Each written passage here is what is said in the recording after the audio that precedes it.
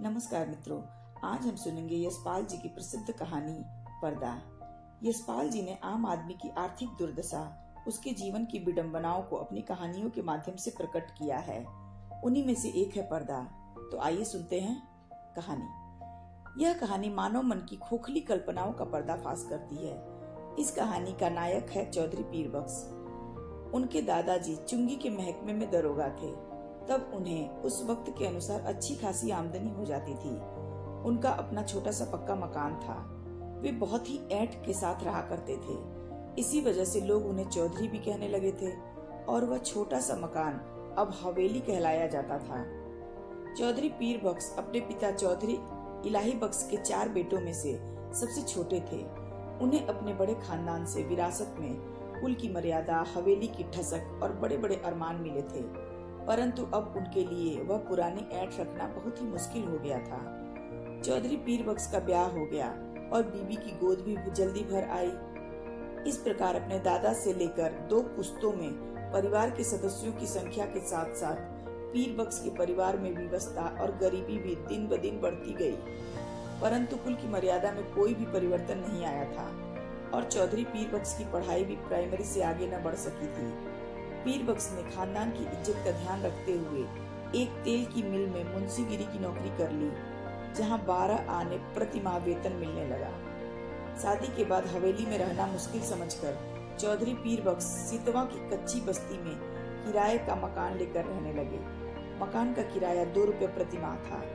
वहां आसपास गरीब और निम्न वर्ग के लोग रहते थे। बस्ती में चौधरी पीरबख्श अकेले पढ़े लिखे सफेद पोश थे।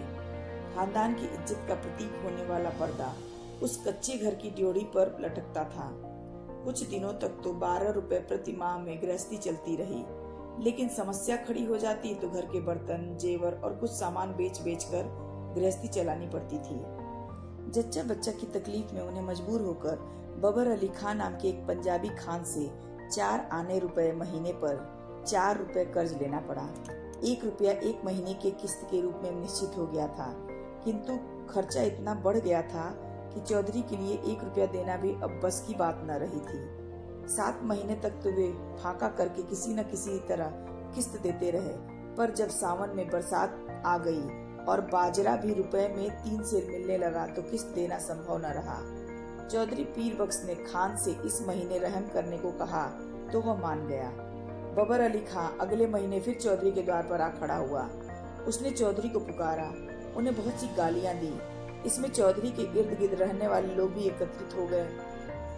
चौधरी पीरबख्श खान के सामने हाथ जोड़कर गिड़गिड़ाने लगे। उन्होंने अपने पास बिल्कुल पैसा न होने की बात खान से बार बार कही, लेकिन उसे विश्वास न हुआ और गुस्से में खान ने ड्योढ़ी का पर्दा खींच लिया।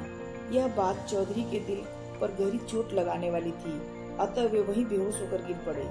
चौधरी के घर की औरतों के पास अपना पूरा शरीर ढकने तक को वस्त्र न थे। पर्दा गिरते ही घर की औरतें सिकुड़कर बैठ गई। एकत्रित भीड़ ने लज्जा से मुंह फेर लिया और खान लाहौल बिला कुव्वत कहता हुआ वहां से चला गया।